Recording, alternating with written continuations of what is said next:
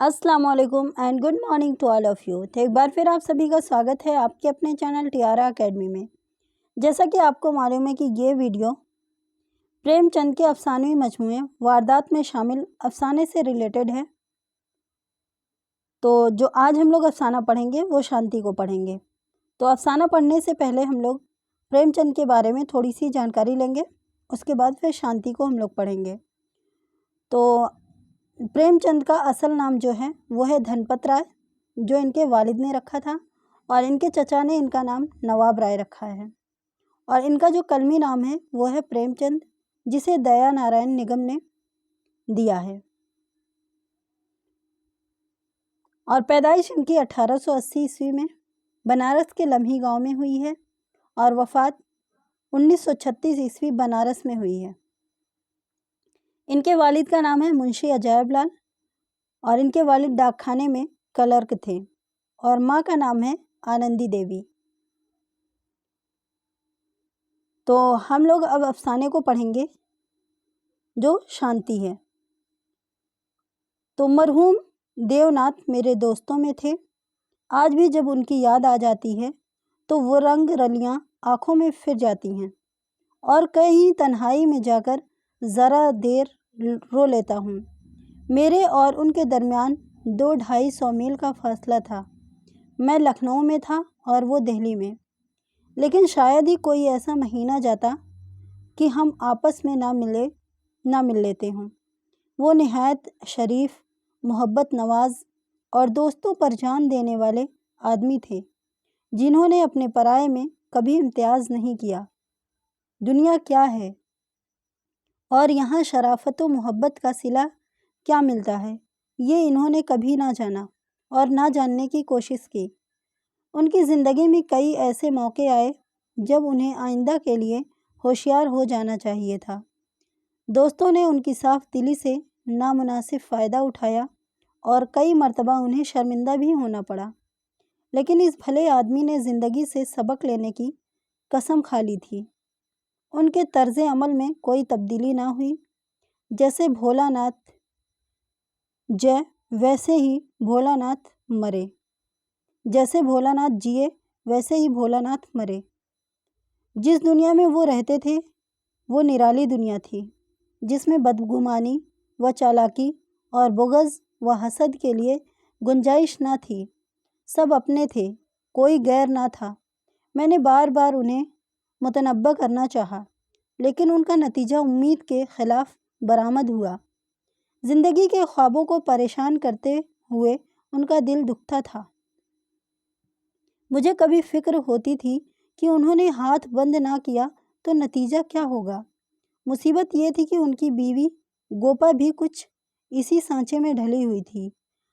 हमारी दीदियों में जो एक माल अंदेशी होती है और जुआड़ाओं मर्दों के गैर माल अंदेशों के लिए बैंक का काम करती है, उससे गोया महरूम थी। यहाँ तक कि अपने कपड़े और जेवरों का भी शौक़ न था।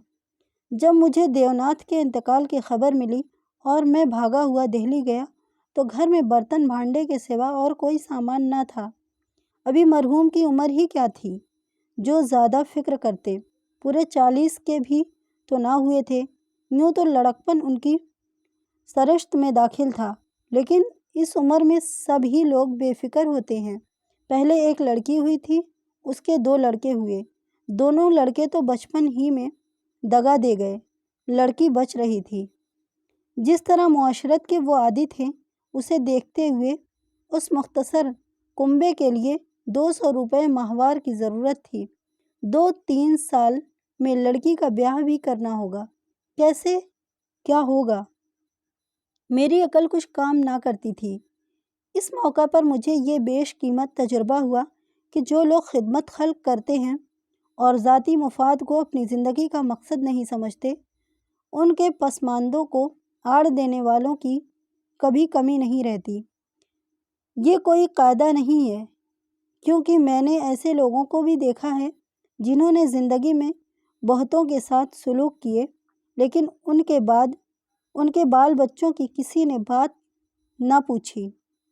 लेकिन चाहे کچھ ہو، دیوناتھ کے دوستوں نے شرافت سے کام کیا اور گوپا کی بسر اوقات کے لیے روپیہ جمع کرنے کی تجویز کی۔ ایک صاحب جو رنڈوے تھے اس سے بیاہ کرنے کو تیار تھے، لیکن گوپا نے بھی اس جذبے کا اظہار کیا جو ہماری دیویوں کا جوہر ہے، اور تجویز کا مسترد کر دیا۔ مکان بہت بڑا تھا، اسی کا ایک حصہ کرائے پر اٹھا دیا۔ اس طرح اس کو 50 روپے ماہوار ملنے لگے۔ وہ اتنے ہی میں اپنا نباہ کر لے گئی۔ جو کچھ خرچ تھا وہ سنی کی ذات سے تھا۔ اس کے ایک ہی مہینے بعد مجھے کاروبار کے سلسلے میں غیر ملک جانا پڑا، اور وہاں میرے اندازے سے کہیں زیادہ 2 سال لگ گئے۔ گوپا کے خطوط برابر آتے رہتے تھے، جن سے معلوم ہوتا تھا کہ وہ آرام سے ہے، کوئی فکر کی بات نہیں ہے۔ مجھے بعد میں معلوم ہوا کہ گوپا نے مجھے غیر سمجھا اور صحیح حالت چھپاتی رہی۔ پردیس سے لوٹ کر میں سیدھا دہلی پہنچا۔ دروازے پر پہنچتے ہی مجھے رونا آ گیا۔ موت کی افسردگی سی طاری تھی۔ جس کمرے میں دوستوں کی جمگھٹ رہتے تھے اس کے دروازے بند تھے، مکڑیوں نے چاروں طرف جالے تان رکھے تھے۔ پہلی نظر میں تو شبہ ہوا کہ دیوناتھ دروازے پر کھڑے میری طرف دیکھ کر کچھ کہہ رہے ہیں۔ میں تو ہم پرست نہیں ہوں اور اجسام روحانی کا بھی قائل نہیں، لیکن اس وقت میں ایک بار چونک ضرور پڑا۔ دل میں ایک لرزش سی محسوس ہوئی، لیکن دوسری نظر میں یہ خیالی تصویر مٹ چکی تھی۔ دروازہ کھلا، گوپا کے سوا کھولنے والا ہی کون تھا؟ میں نے اسے دیکھ کر دل تھام لیا۔ اسے میرے آنے کی اطلاع تھی اور اس نے میرے استقبال کے لیے نئی ساری پہن لی تھی اور شاید بال بھی گوندھ لیے تھے، پر ان 2 برسوں میں وقت نے اس پر جو مظالم کیے تھے انہیں وہ کیا کرتی؟ عورتوں کی زندگی میں یہ وہ عمر ہے جب حسن و شباب اپنے عروج پر ہوتا ہے، جب اس میں اللڑ پن، شرم اور بے اعتنائی کی جگہ لگاوٹ، خوش ادائی اور دل آویزی کی جاتی ہے۔ لیکن گوپا کی جوانی ختم ہو چکی تھی۔ اس کے چہرے پر جھریاں تھیں، بالوں میں سفیدی آ گئی تھی۔ میں نے پوچھا، کیا تم بیمار تھی گوپا؟ اس نے آنسو پی کر کہا، نہیں تو، میرے تو کبھی سر میں درد بھی نہیں ہوا۔ تو تمہاری یہ کیا حالت ہے؟ بالکل بوڑھی ہو گئی۔ تو اب جوانی لے کر کرنا ہی کیا ہے؟ میری عمر بھی تو 32 سے اوپر ہو گئی۔ یہ عمر تو زیادہ نہیں ہوتی۔ ہاں، ان کے لیے جو بہت دن جینا چاہتے ہوں۔ میں تو یہ چاہتی ہوں کہ جتنی جلد ہو سکے زندگی کا خاتمہ ہو جائے۔ بس سنی کے بیاہ کی فکر ہے، اس سے چھٹی پا جاؤں، پھر مجھے زندگی کی پرواہ نہ رہے گی۔ اب معلوم ہوا کہ جو صاحب اس مکان میں کرایہ دار تھے وہ تھوڑے دنوں بعد تبدیل ہو کر چلے گئے۔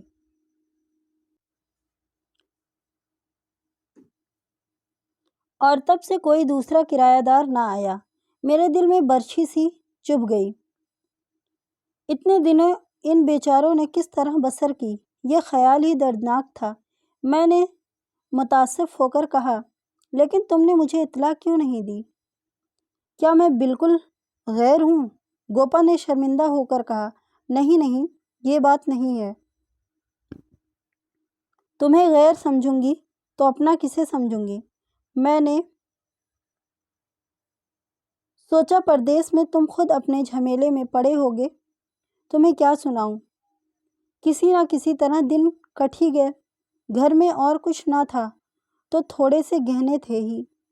اب سنیتا کے بیاہ کی فکر ہے۔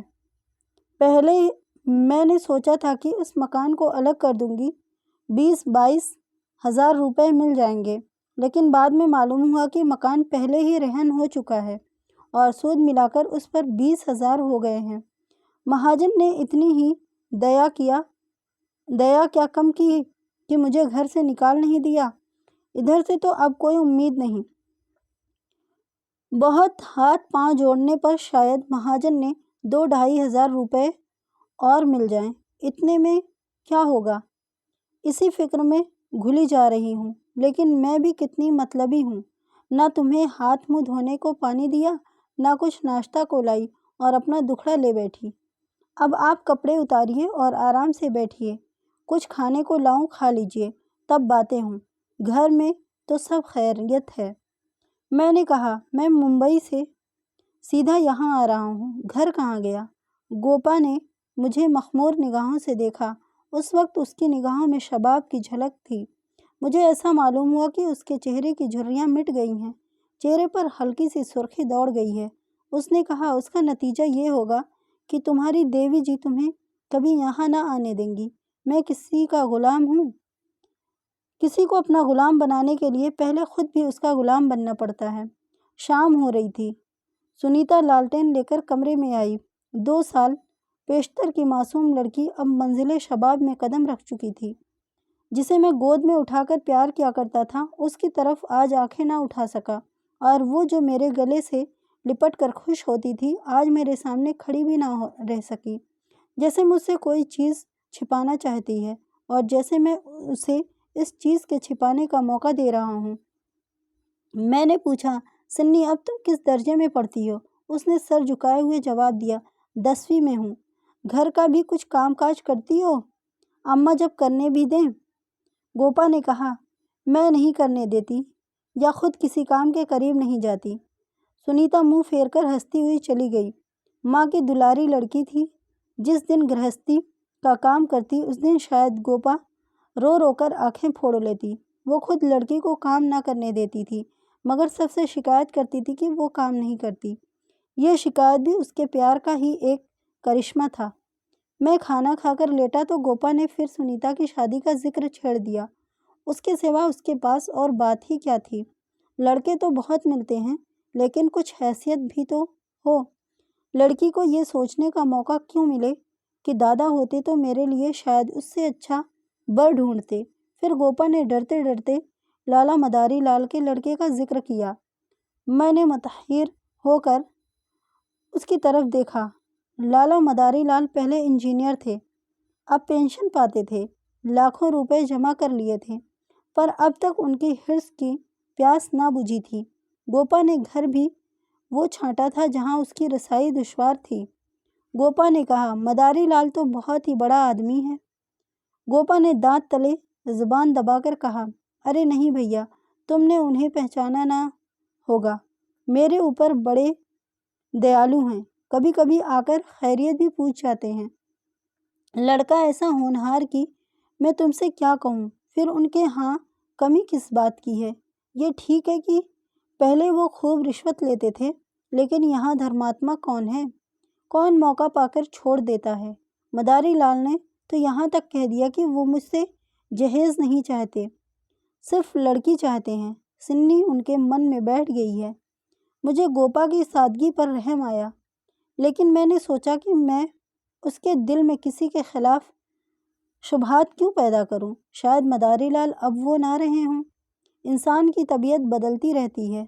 میں نے متفق ہو کر کہا، مگر یہ تو سوچو کہ تم میں اور ان میں کس قدر فرق ہے۔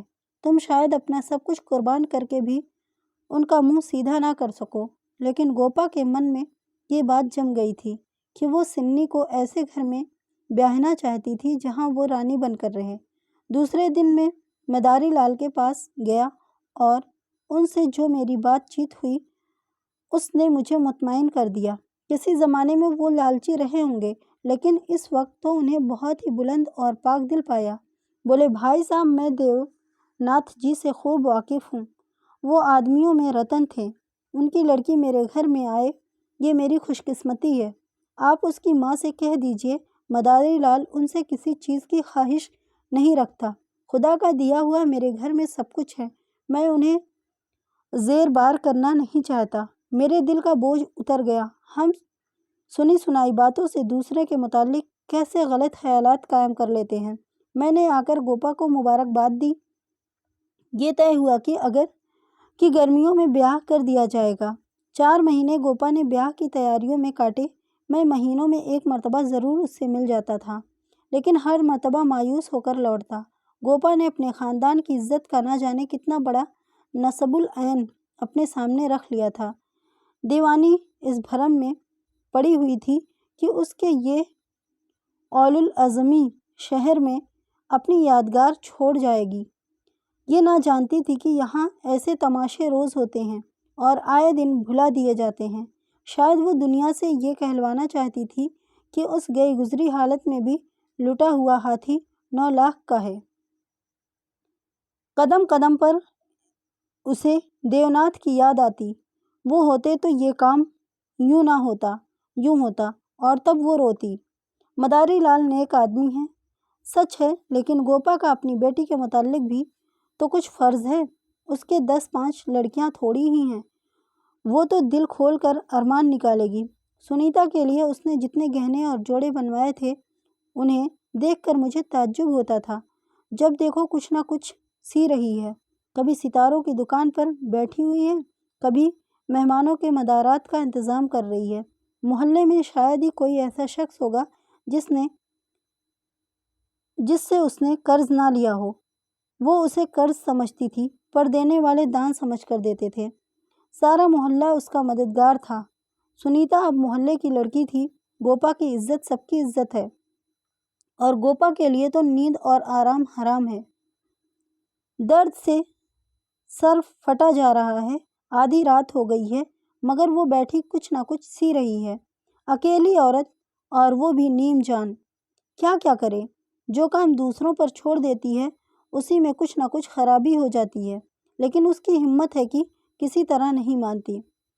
पिछली मर्तबा उसकी हालत देखकर मुझसे रहा ना गया। बोला, गोपा देवी, अगर मरना ही चाहती हैं तो शादी हो जाने के बाद मरना। मुझे अंदेशा है कि तुम उसके पहले ही कहीं चल न दो। गोपा ने जवाब दिया, भैया उसकी फिक्र ना करो। बेवा की उम्र बहुत लंबी होती है। तुमने सुना नहीं, रांड मरे ना खंडर ढहे। लेकिन मेरी तमन्ना यही है कि सिन्नी को ठिकाने लगाकर मैं भी चल दूं। अब जिंदा रहकर क्या करूंगी? सोचो क्या करूं? अगर किसी तरह का रुखना पड़ गया तो किसकी बदनामी होगी? इन 4 महीनों में मुश्किल से घंटा भर सोती होंगी। नींद ही नहीं आती, लेकिन मेरा दिल खुश है। मैं मरूं या जीऊं, मुझे तस्कीन तो होगी कि सुनीता के लिए उसका बाप जो कर सकता था वो मैंने कर दिया। मदारी लाल ने अपनी शराफत दिखाई, तो मुझे भी अपनी नाक रखनी है। एक देवी ने आकर कहा, बहन ज़रा चल कर देख लो चाशनी ठीक हो गई है या नहीं।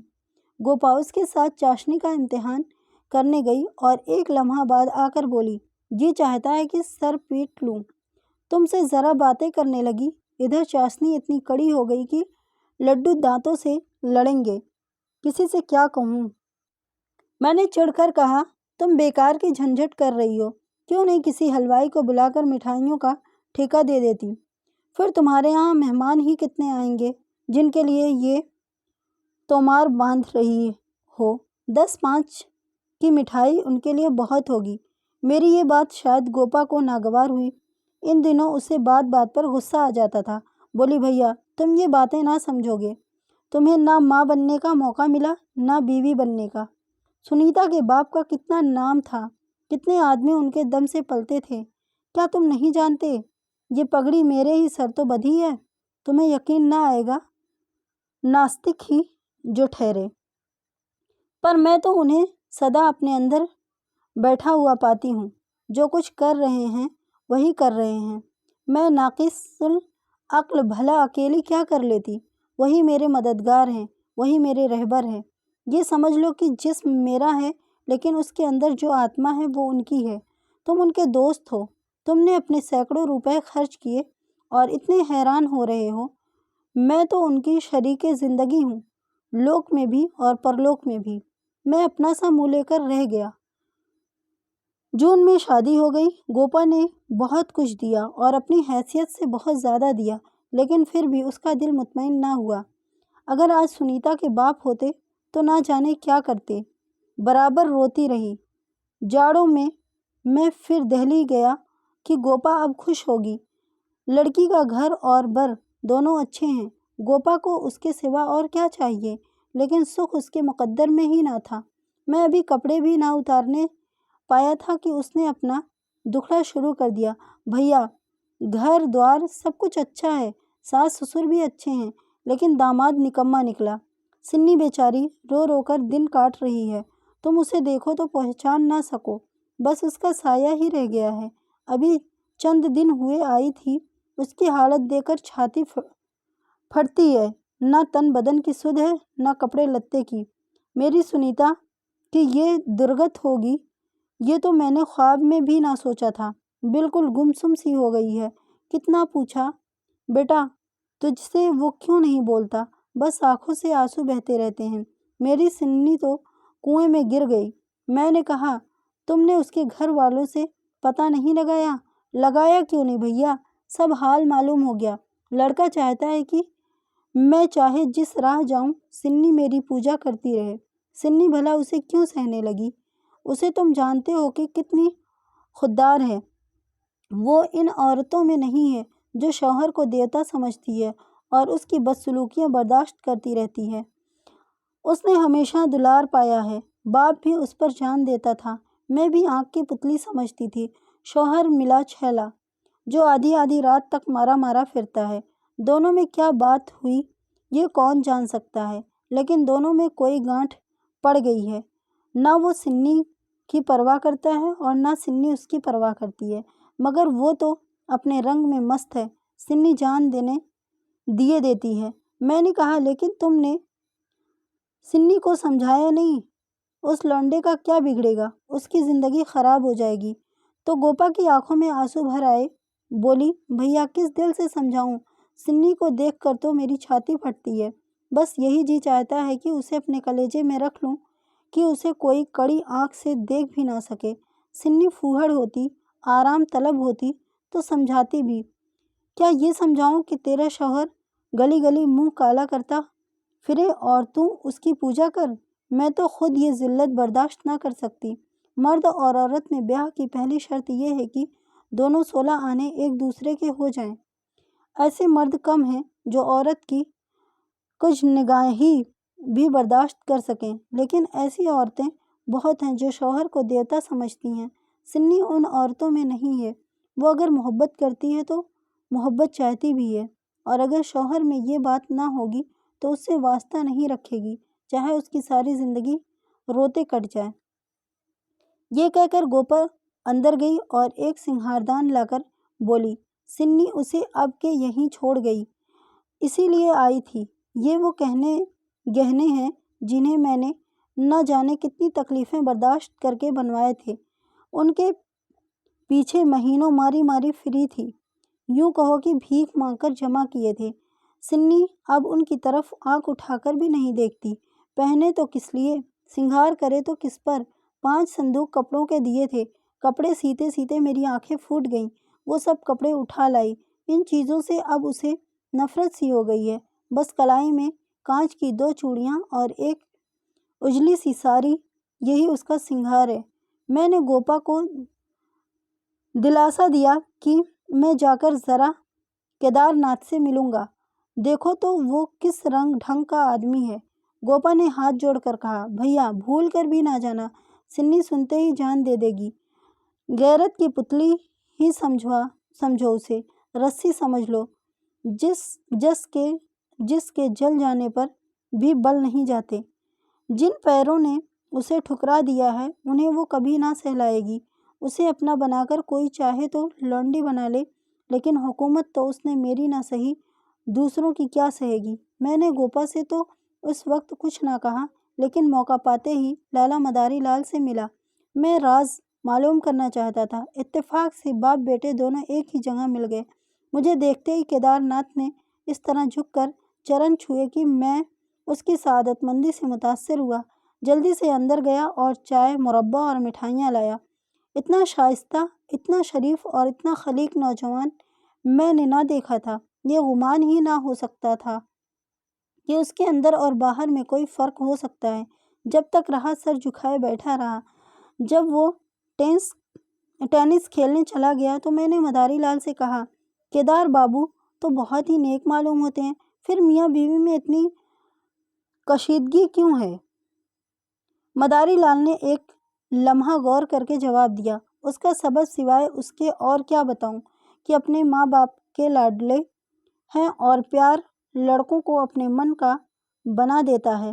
میری ساری عمر محنت میں کٹی، اب جا کر ذرا راحت ملی ہے۔ رنگ رلیوں کا کبھی موقع ہی نہ ملا۔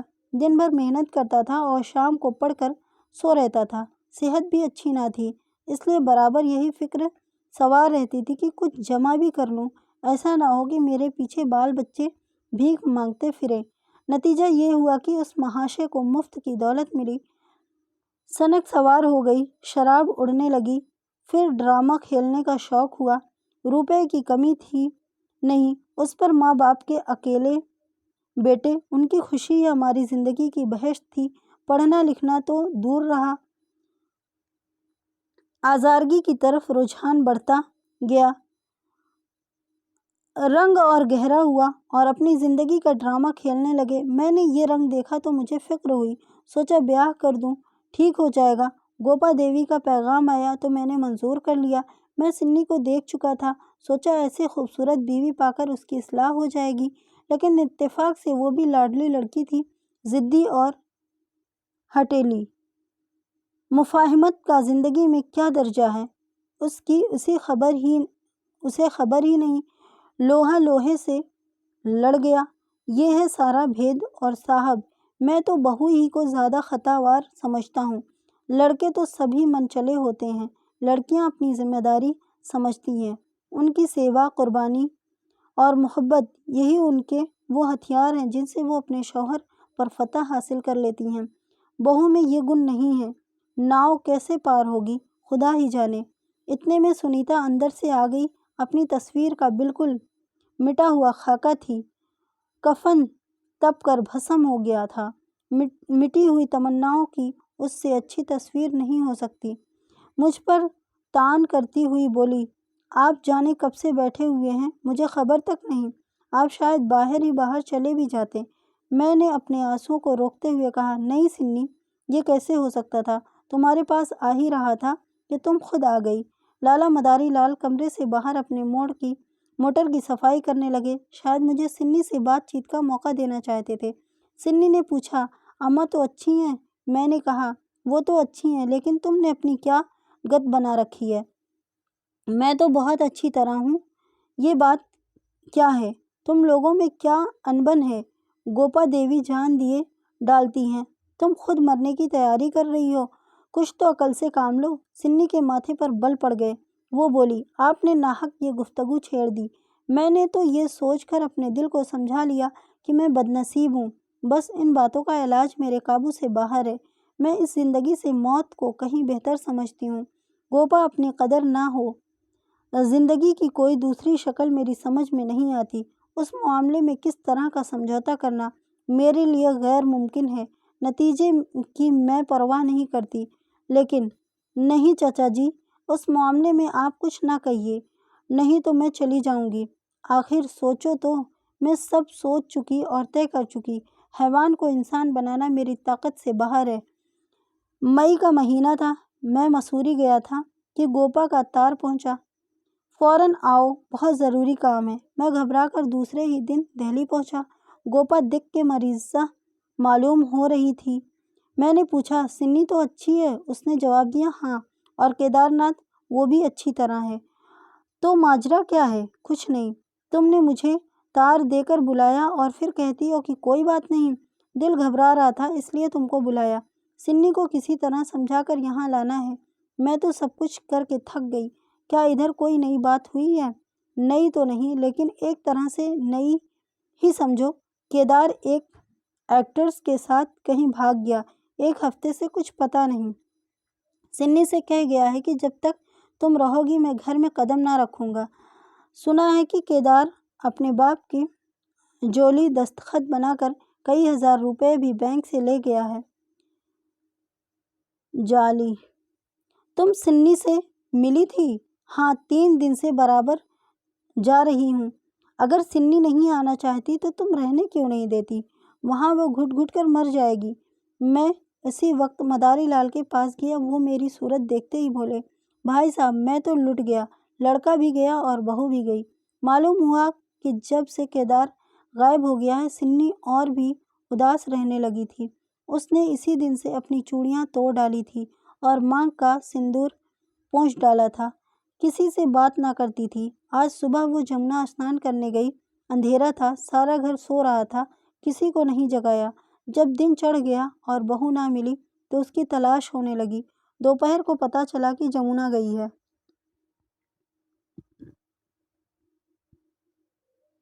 लोग इधर भागे, वहाँ उसकी लाश मिली। पुलिस आई, लाश का मुआयना हुआ, अब लाश वापस मिली है। मैं कलेजा थाम कर बैठ गया। अर्थी के साथ गया और वहाँ से लौटा तो रात के 10 बज गए थे। मेरे पाँव काँप रहे थे। मालूम नहीं ये खबर पाकर गोपा की क्या हालत होगी। उस अभागन के बागे तमन्ना में यही एक पौधा था। उसे अपने खूने जिगर से सींच कर पाल रही थी।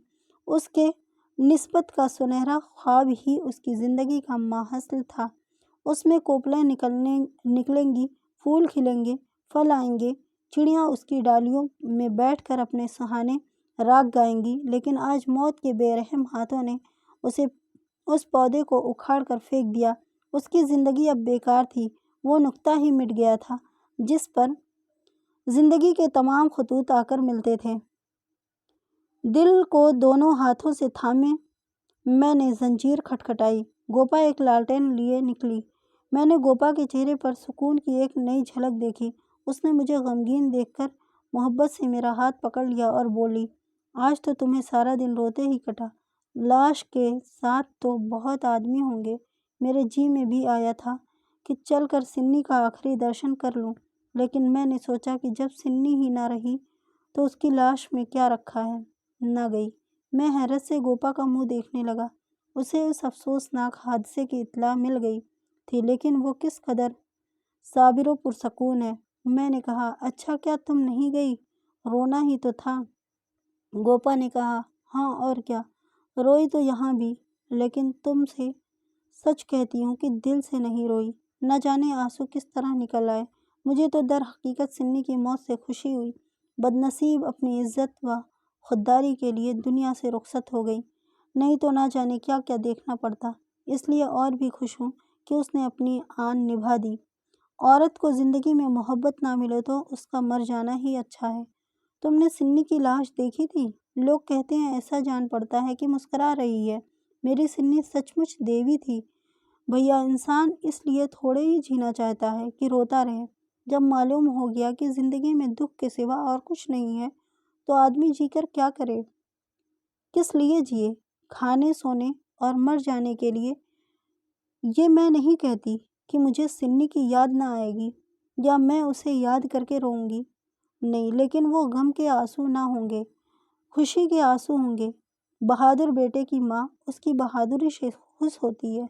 सिन्नी की मौत क्या कम बासे फ़ख्र है? मैं आंसू बहाकर उस फ़ख्र को क्यों बर्बाद करूं? वो जानती है कि सारी दुनिया उसकी मजम्मत करे, उसकी अम्मा उसकी तारीफ़ ही करेगी। उसकी रूह से ये मुसर्रत भी छीन लूं, लेकिन अब रात ज़्यादा हो गई है, ऊपर जाकर सो रहो। मैंने तुम्हारी चारपाई बिछा दी है, मगर देखो अकेले पड़े पड़े रोना नहीं। सिन्नी ने वही किया जो उसे करना चाहिए था। उसके पिता होते तो आज सिन्नी की मूरत बनाकर पूजते। तो ये अफसाना यहीं पे कंप्लीट हुआ।